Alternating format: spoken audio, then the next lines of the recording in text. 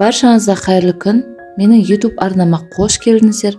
Бүгін мен сіздермен қайғылықтан қалай құтылуға болады, сол жайында айтатын боламын. Менің арнама жазылып, лайк басып, комментарий жазып, қолдап кетіңіздер. Қайғылық эстетикалық қана емес, сонымен қатар медициналық мәселе. Ереже бойынша теріден ақ қабыршақтарының бөлініп шығуы, қышуы, тез майлану, тері құрғақтығы, кейде тіпті шаш түсуі секілді жағымсыз белгілермен қатар жүреді. Әйел адам болсын, ер адам болсын, жалпы шаш адамның көркін кіргізетіні жасырын емес. Алайда шашқа түскен қайғылық үлкен проблемаға айналуы мүмкін. Қайғылық неден пайда болады? Және үй жағдайында қайғылықтан құтылу әдістерін сіздермен бөлісетін боламын. Қайғылықтың пайда болу себептері: бастағы қайғылық көптеген адамды мазалайды. Дегенмен, бұл оңай шешілетін мәселе.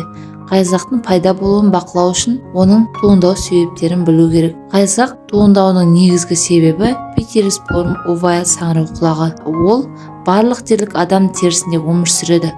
Бірақ бір қатар жағдайларға байланысты ол бақылаудан шығып қайғылықты туындыруы мүмкін. Негізден ақ қайғылық түйіршіктері терінің өлі бөліктері. Қайғылық майлы және құрғақ теріде де пайда болуы мүмкін. Айырмашылығы тек мынада: құрғақ теріде қайғылық шашқа ғана емес, сонымен қатар киімге, иыққа түседі. Ал майлы теріде болса, майлы тері қабығы қайғылықты шашқа жабыстырып, олардың түсуіне мүмкіндік бермейді. Сонымен қатар зеңде қайғылық тудырады. Ал майлы теріде ол айтарлықтай жақсы көбейеді. Сондай-ақ шашты жиі кептіру, жиі бояу және химиялық бұйралай қайғылықтың пайда болуына себепші болады.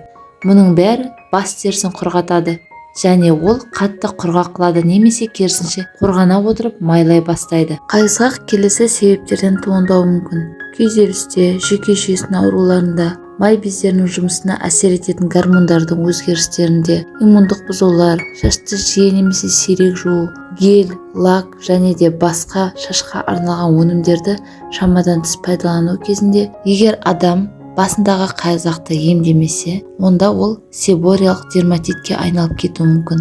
Терінің жиі кездесетін қабыну ауруы. Қайғылық көбейе түседі, бас терісіне оттегі бармайды. Сол үшін шаш жұқаланады, әлсізденеді және көбірек түсе бастайды. Ең асқынған түрі шаштың түбі зақымданып, шашы азайып, таз болып қалуы да мүмкін. Қайғылықты кетіру жолдарын көптеген адамдар біле бермейді. Сондықтан сіздерге келесі 5 кеңесімді ұсынамын. Бірінші, пияз бен арақ қоспасы. Ең алдымен 1 литр қайнаған суға 50 грамм пияз қабығын дайындап, 20-30 минутқа қалдырыңыз. 1 ас қасық пияз шырынын 2 ас қасық араққа араластырып, сосын әр жолы басыңызды су сабынмен сабындаудың алдында осы қоспаны басыңызға жағыңыз. Жаңағы дайындаған литр қайнаған суды басыңызды жуғаннан кейін шаш шаю құралы ретінде пайдаланыңыз. Бұл рецепттің жалғыз кемшілігі: ол тек қара шаштыларға ғана жағымды. Себебі пияз қабығы шаштың түсін өзгерткендіктен аққұба шашты қыздар мұны ұнатпауы мүмкін. Қалақай қайнатпасы. Бұл дәл майлы шаштарға арналған емдік құрал. Негізгі керек құралдар: ұсақталған қалақай жапырақтары. Ол үшін дәріханадан кептірілген қалақай сатып алып, 500 грамм қалақай жапырағына 5 литр су құйып қайнатыңыз. Судан кейін тұнбаны сүзіп суытыңыз. Бұл қайнатпамен басыңызды жуған сайын шайып, шаштың түбіне жағыңыз. Мұндай рәсім тек сізге қайғылықтан ғана құтылуға көмектесіп қоймай, сонымен қатар шашыңыз өсуі мен мықтылығына септігін тигізеді. Үшінші, дәріханадан 40% гипосульфид ертіндісі және 5% тұз қышқылы ертіндісін сатып алыңыз. Содан кейін бас терісін мақта талшықтарымен, алдымен гипосульфид ертіндісімен, сосын тұз қышқылымен ылғалдандырыңыз. 10 минут үзілістен кейін рәсімді тағы қайталаңыз. Мұндай ем бас терісінің қышқыл негізінің балансын қалпына келтіреді және қайғылықты кетіре отырып шашты қатайтады. Төртінші, ас содасы.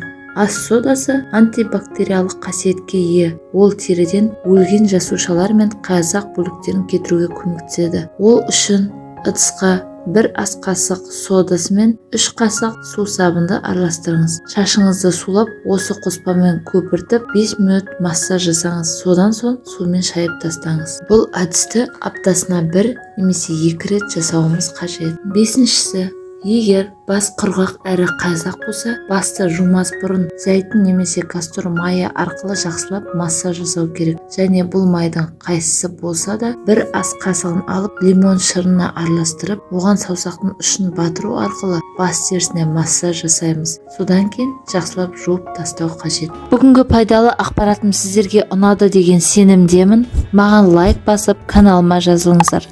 Сұрақтарыңыз болса комментарияға жазыңыздар. Міндетті түрде жауап беремін. Көріп тыңдағандарыңызға рахмет.